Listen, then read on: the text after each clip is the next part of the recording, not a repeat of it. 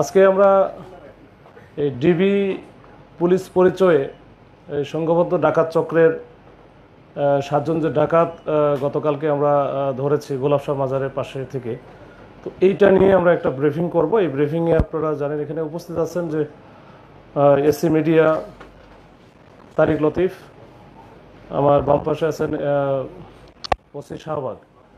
এটা মূলত শাহবাগ থানা পুলিশ কর্তৃক এই 7 জন ডাকাত সদস্য, সক্রিয় ডাকাত সদস্য, তারা দুর্ধর্ষ বলা যায়, তাদেরকে ধরা হয়েছে গতকালকে রাত্রে আনুমানিক 9টার দিকে। তো এই ডাকাত চক্র তারা আসলে আমরা বেশ কিছুদিন যাবতে দেখবেন যে গত 4-5 মাসে ধানমন্ডি, হাজারীবাগ, রমনা, শাহবাগ, কলাবাগান এই এলাকায় বেশ কিছু ডাকাত চক্র আমরা ধরেছি। তো বেশ কিছু ডাকাত চক্র ধরার পরে ওই সূত্র ধরেই বেশ আরও কিছু যারা সক্রিয় ছিল বিভিন্নভাবে তাদেরকে তো আমাদের বিভিন্নভাবে আমরা সার্ভেলেন্সে রেখেছিলাম, তদারকিতে রেখেছিলাম যে তারা এরা সক্রিয় অবস্থায় ঢাকা শহরে বিভিন্ন জায়গায় এরা কাজ করে বেড়ায়। বিশেষ করে তাঁতিবাজার কেন্দ্রিক এর আগে আপনারা দেখেছিলেন যে একটা ডাকাত চক্র আমরা 8 জনকে ধরেছিলাম একসাথে। তাঁতিবাজারের যে স্বর্ণ ব্যবসাকে কেন্দ্র করে ঢাকা শহরের বিভিন্ন জায়গা থেকে, ইভেন বাংলাদেশের বিভিন্ন জায়গা থেকে যারা ব্যবসায়ীরা স্বর্ণ কিনতে আসতো তাদের তথ্যগুলো তারা নিত বা এই সোর্সিং তাদের ছিল। আর একটা বড় ছিল যে এই এলাকায় বিশেষ করে মতিঝিল, পল্টন এই এলাকায় অনেক বড় বড় ব্যাংক আছে। এই ব্যাংকগুলো তো ব্যাংকে যে বড় বড় লেনদেন হতো, এই লেনদেন হলে তারা কিন্তু তাদের সোর্স পেইড সোর্স ছিল, এই পেইড সোর্সের মাধ্যমে তারা কিন্তু জেনে যায়। তো এই ঘটনার প্রেক্ষিতে তারা অনেকগুলো ঘটনা ঘটায় এবং আমরা বেশ কিছু আমরা প্রায় গত 4-5 মাসে প্রায় 70-এর উপরে সক্রিয় ডাকাত সদস্য যারা রেগুলার কাজ করতো তাদেরকে কিন্তু ধরেছি। তো ওইটারই লিঙ্ক আপ হিসেবে আমরা মোটামুটি এটা দেখলাম যে এই যে গতকালকে আমরা যেটাতে ধরলাম 9 জনকে, 7 জনকে, এই 7 জনও কিন্তু ডাকাতি করার জন্য তারা এটা মোটামুটি ঘুরতেছে এবং গত কয়েকদিন বেশ কয়েকটা করছেও, সেটা আমাদের নলেজে আছে এবং আমরা কিন্তু ওইসব ডাকাতিতে এখন যে মামলাগুলো হয়েছে মামলাতে এদেরকে সোনার দেখাবো। তো এরা যে এই যে বিভিন্ন সময়ে বিভিন্নভাবে, বিশেষ করে এদের হচ্ছে একজন আছে মোহাম্মদ দ্বীন ইসলাম ওরফে কাউসার আহমেদ, এর নামে মামলায় ডাকাতির মামলায় আছে প্রায় 10 থেকে 12টা শুধুমাত্র ডাকাতি মামলা। এবং তার ওইখানে ডাকাতি করার জন্য মানে পুলিশ পরিচয় বা ডিবি আইন শৃঙ্খলা বাহিনীর সদস্য পরিচয়ে ডাকাতি করার জন্য যা যা লাগে, আমরা যেমন একটা ফুল প্যাকেজ, যখন আমরা একটা অপারেশনে যাই তখন আমাদের একটা গাড়ি থাকে, সিভিল গাড়ি মানে মাইক্রো থাকে, সাথে দেখা গেলো যে হ্যান্ডকাপ থাকে,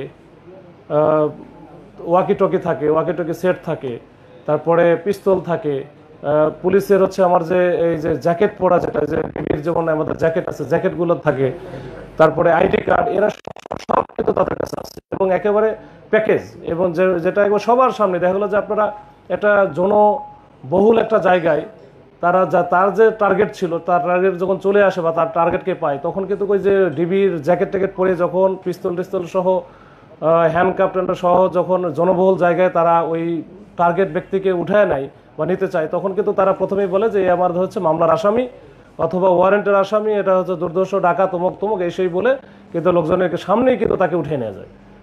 সাধারণ লোকজন মনে করে যে এটা তো পুলিশের বা আইন শৃঙ্খলা বাহিনীর সদস্য বা র্যাবের পরিচয় দেয়। তো এই ক্ষেত্রে কিন্তু আসলে কেউ কিছু বলেও না, করারও কিছু নাই, তো সুন্দর করে নিয়ে যায়। এই নিয়ে যাওয়ার পরে তার কাছে যা থাকে এটা তো নাই, অনেক সময় দেখা গেলো তাদের ব্যাংকের যে অ্যাকাউন্টগুলো আছে ওটা বিকাশের মাধ্যমে, অ্যাকাউন্ট থেকে ওই যে এটিএম কার্ডের মাধ্যমে তারা কিন্তু তাদের কাছ থেকে সর্বস্ব নিয়ে তারপরে নির্জন স্থানে বা একটু দূরে কোথাও, বিশেষ করে যে কাশপুর ব্রিজ এলাকায় বা ওই 300 ফিটের এলাকায় এসব জায়গায় বেশি, আর ওইসব জায়গায় একটু নিরিবিলি থাকে, ওইসব জায়গায় ফেলে দিয়ে চলে যায়। তো এই ঘটনায় কিন্তু ঘটায় যে এখন যেটা ধরছে তারা কিন্তু প্রচুর মামলা আছে এবং এর আগে বেশ কয়েকবার ধরাও খাইছে, অনেকবার বারবার ধরা খাচ্ছে। এরপরে এদের কাছে যেহেতু টাকা পয়সা প্রচুর থাকে, এরা কিন্তু আবার জামিনে বের হয়ে এসে আবার একই ঘটনা ঘটাচ্ছে। তো যাই হোক, এখন আমরা এদেরকে এই 7 জন যেটা আছে 7 জনকে আমরা ডাকাতি প্রস্তুতিকালে ধরেছি। এর সাথে অন্যান্য আরও বেশ কিছু ছিল, তাদেরকে আমরা কিছু পালাই গেছে কৌশলে, আর আরও যারা আছে এরাও আমাদের সার্ভেলেন্সে আছে। আমরা আমাদের যে তথ্য প্রযুক্তি বা অন্যান্য যে কৌশল আছে কৌশল প্রয়োগ করে তাদেরকে আমরা ধরবো, যেন এই ঢাকা শহরের আইন শৃঙ্খলা পরিস্থিতি ভালো থাকে। তখন এরা যদি বাইরে থাকে তাহলে এই প্রতিদিন কোনো না কোনো ঘটনাটা ঘটাবেই, এবং এরা ওইটার জন্যই মোটামুটি খুবই পটু যে কিভাবে কি করতে হয়। এবং এদের সাথে বাহিনীর আমরা দেখেছি যারা সাবেক সদস্য, তারাও কিন্তু এর সাথে জড়িত আছে। তো এগুলো নিয়ে আগে আমরা ধরেছি বেশ কয়েকজন। গতকালকে যখন আমরা ধরার আগে সেও কৌশলে পালায়, তো আমাদের সার্ভেলেন্সে আছে, আমরা এটা ধরে ফেলবো ইনশাল্লাহ। এই হচ্ছে এটা আমরা জানার জন্য যে মানুষ যেন যখন এই যে আইন শৃঙ্খলা বাহিনী পরিচয়ে কাউকে উঠে নিচ্ছে, তো সাধারণ থেকে শুরু করে যে যাকে উঠে নিচ্ছে সবাই যেন একটু সচেতন থাকে যে আসলে সেটা এটা হচ্ছে অরিজিনাল ডিবি পুলিশ বা অরিজিনাল র্যাব কিনা, এটা একটু আশেপাশে সবাই যদি একটু দেখে যে হ্যাঁ, আপনারা আসছেন, আসলে আপনারা কারা, তো এটা একটু সচেতন হওয়া জরুরি। তাহলে আমরা আস্তে আস্তে আসলে অনেক ক্ষতির শিকার হব বা আমরা ভিক্টিমাইজ হয়ে যাবো। এটাই।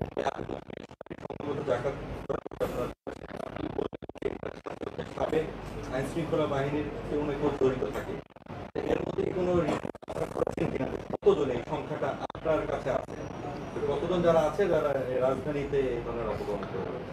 আসলে ওই সংখ্যাটা তো স্পেসিফিক বলা মুশকিল। তো অনেকেই আমরা যে ইতিপূর্বে যেগুলো ধরছি তার মধ্যেও ছিল, এই ঘটনা যেটা ধরলাম এখানেও আছে। তো এই তারা হয়তো বিভিন্ন সময়ে চাকরিচ্যুত আর কি, চাকরিচ্যুত বা চাকরি থেকে চাকরিচ্যুতই বেশি, তো তারা এই কাজগুলো করে ফেলে। তো চাকরিচ্যুত হয়েছে তাদের কোনো অকামের কারণে হচ্ছে। তো ওই যে পুলিশে বেশি নাকি সেনাবাহিনী? সব মানে আমরা তো এর আগে মানে সব আইন শৃঙ্খলা বাহিনীতে যে বোঝাই এটা ম্যাক্সিমামই কিন্তু ওই প্রত্যেকটা বাহিনী ওই টার্গেটটা করে যে ভিকটিম যে থাকে আর কি, ভিকটিমের যে হয় তার কৌশল হচ্ছে সোর্সিং। তাদের সোর্স আছে প্রচুর, মানে সোর্স বলতে তারা যে ডাকাতি করলো বা তারা সাকসেসফুলি কোনো অপারেশন যখন করে, তো ওইখানে যে টাকাটার ভাগ হয় এটা কিন্তু ওই সোর্সও কিন্তু হচ্ছে কারণ ওনারও বেশি পায়, যে সোর্সিং করতেছে কিন্তু টাকা বেশি পায়। এরা যদি 1 লাখ করে পায়, সে দেখলো 1.5 লাখ টাকা পাচ্ছে। মানে ওইটা ওদের ওদের ওইটা জানা আছে এবং ওইটা কিন্তু ওদের বিভিন্ন জায়গায় এটা নিয়ম করা আছে। ইভেন ব্যাংকেও দেখবেন যে অনেকেই আছে যে আমরা অনেক সময় দেখেছি যে ব্যাংকের ভিতর দেখবেন যে এমনি করতেছে, বসে আছে, ঘুরতেছে, বা ওই যে কাজ করতেছে বা টাকা তোলা করতেছে, আসলে টাকাও তুলতেছে না, কোনো কিছু করতেছে না, কিন্তু ওইখানে আছে। তার কাজটাই হচ্ছে যখন বড় অ্যামাউন্টের কেউ আসলো নিয়ে যাচ্ছে, যদি দেখে যে একটু ভালনারেবল, অনেক সময় যে বয়স্ক লোক থাকে, অনেকে আবার একা একই আসে, ওই সব জায়গা টার্গেট করে বেশি এরা। আমরা এই ধরনের ঘটনা অনেকগুলোই দেখছি, কিন্তু যারা আপনারা যে বললেন রিটায়ারমেন্টে যারা চলে যায় বা বরখাস্ত হচ্ছে, এরা এই অর্গানাইজ করে গ্রুপটা করে। প্রশ্ন হচ্ছে এই যে এইভাবে ডিবি হোক র্যাব হোক, তারা গাড়ি ইউজ করে, ইউনিফর্ম ইউজ করতেছে, তারা ঢাকা শহর থেকে সারা বাংলাদেশের রাস্তাঘাটে তারা ঘুরে বেড়াচ্ছে, এটা কিভাবে সম্ভব? রানিং কোনো অফিসারের সাথে লিয়াজও ছাড়া? না, রানিং অফিসারদের সাথে লিয়াজও ওই রকম নাই। এরা তো মানে ওরা হয়েছে কি, এরা সব ক্ষেত্রে যে আইন শৃঙ্খলা বাহিনীর সদস্য, সাবেক সদস্য থাকবে না, এটা অনেক সময় যেমন এদের মধ্যে যে দিন ইসলাম ওরফে কাউসার আহমেদ আছে, ওর হচ্ছে পুলিশের আইডিয়াটা বানায় নিয়েছে, সে হচ্ছে ইন্সপেক্টর। তার বিপি নাম্বার থেকে শুরু করে সুন্দর করে একেবারে ওটা দেখলে বোঝাও যাবে না। সে মোটামুটি এর আগে বেশ কয়েকবার ধরা খাইছে, তার নামে ডাকাতি মামলায় আছে 10টা। এটা আমরা শুধু আমাদের সিডিএমএস এ সার্চ দিয়ে পাইছি, তার মানে এর বাইরে অনেক আরো কিছু থাকতে পারে। তো এর আগে তো একেবারে চেহারা সুন্দর, লম্বা টম্বা আছে, এবং দেখলে বোঝা যাবে না যে সে হচ্ছে পুলিশ বা অন্য কেউ না, মনে হয় যে আইন শৃঙ্খলা বাহিনীর সদস্য হতে পারে। একটা হলো যে যখন কাউকে গ্রেফতার করতে আসবে, আমরা কিভাবে নিশ্চিত হব বা সাধারণ মানুষ কিভাবে নিশ্চিত হবে যে তিনি আসলেই বাহিনীর সদস্য নাকি ভুয়া? এটা একটা প্রশ্ন। আরেকটা প্রশ্ন হচ্ছে, আপনারা যে বিভিন্ন সময় গ্রেফতার করছেন, ঝুঁকি নিয়ে হোক, যে কোনো ইয়াতে হোক, কিন্তু বারবার গ্রেফতার করছেন, তারা তো বারবার আসলে বের হয়ে আসছে, এটার কোনো সমাধান আছে? এখন 2 নম্বর প্রশ্নের ব্যাপারে বলে যে এটার সমাধান বলতে জামিন তো আসলে কোর্ট দেবে, আর জামিন পাওয়ার অধিকার আসলে সবারই আছে, এটা নিয়ে আমাদের বলার সুযোগ নাই। আর 1 নম্বর প্রশ্ন যেটা বললেন, এটা আসলে বুঝবো কিভাবে, এটা আসলে বোঝাটা মুশকিল। মানে এটা আমার ক্ষেত্রেও হতে পারে, আমি সিভিলে যাচ্ছি, আমার কাছে আসা হুট করে আসা বলবে যে আপনার ওয়ারেন্ট আছে, অমুক আছে, তোমার কাছে। এখন সাধারণ লোকজন তো বোঝে না এটা।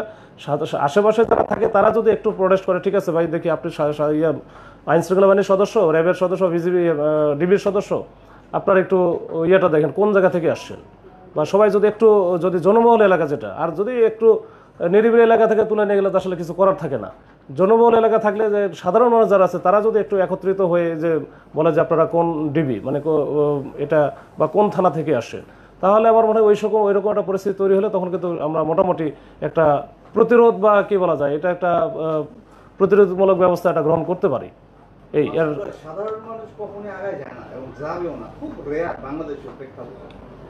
কিন্তু যে ভিকটিম হচ্ছে যেমন এখন যেভাবে চলছে পুলিশের সামনে তো অনেক কিছু হচ্ছে, তো এই ক্ষেত্রে আমরা কিভাবে বুঝতে পারি? এখন লোকাল যে থানা আছে থানাকে আসলে সাথে সাথে ইনফর্ম করলে ভালো হবে। তো কারণ আমাদের লোকাল থানা একটা গুরুত্বপূর্ণ একটা বিষয় হতে পারে এখানে। তো লোকাল থানা যে ওসি অফিসার ইনচার্জ আছে তার নাম্বার তো অনেকের কাছেই থাকে। তখন যখন হচ্ছে এই র্যাব বা ডিবির কোনো টিম কোনো এলাকায় যায়, কোনো থানা এলাকায় যায় গিয়ে অপারেশন করবে, তখন কিন্তু মোটামুটি একটা ইন্টিমেশন দেওয়া থাকে বা জানানো থাকে যে আমরা ওই এলাকায় গিয়ে অপারেশন করবো, থাকবো, আপনারা জেনে থাকলেন। এইটা কিন্তু ওসি জানে।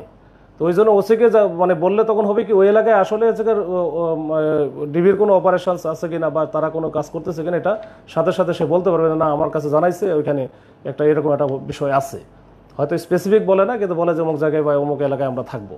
তো এইটা অতীতে আমরা দেখেছি যে ভুয়া র্যাব, ভুয়া ডিবি বা ভুয়া আইন শৃঙ্খলা বাহিনী এদেরকে শনাক্তের জন্য কিছু হলেও পদক্ষেপ নেওয়া হয়েছিল, যে বিশেষ করে কি যেন যে হ্যাঁ হ্যাঁ, তো আপনারা এরকম কিছু নিচ্ছেন কিনা? আর এই যে আপনার পাশে চলে আসবেন অপরাধীদের কাছে অনেক টাকা থাকে, আর টাকা থাকার কারণেই তারা জামিন পেয়ে বের করে আসে। আমরা ইতিমধ্যে দেখেছি যে 2 ডজন মামলার আশা হয়, খুন করা আসে বের হয়ে আবার খুন করছে। তো আপনি বললেন যে এটা মামলা বা আদালতের বিষয়, এই বিষয়টা যদি দীর্ঘ সময় এরকম চলতে থাকে তাহলে তো আর চোর পুলিশ খেলা হচ্ছে। আপনি আজকে এদেরকে কয়দিন রাখবেন আর বলেন, এরা তো আবারও টাকা তুলে। আচ্ছা, না এটা ঠিকই বলছে, কিন্তু আসলে এখানে মানে কিছু বিষয় আছে এটা অ্যান্সার দেওয়ার মতো অবস্থা আবার নাই বা দেওয়া উচিত না। তো এটা তো হবেই, এটা এখন কোর্টের গেলে কোর্ট থেকে যেটা বলবে সেটাই।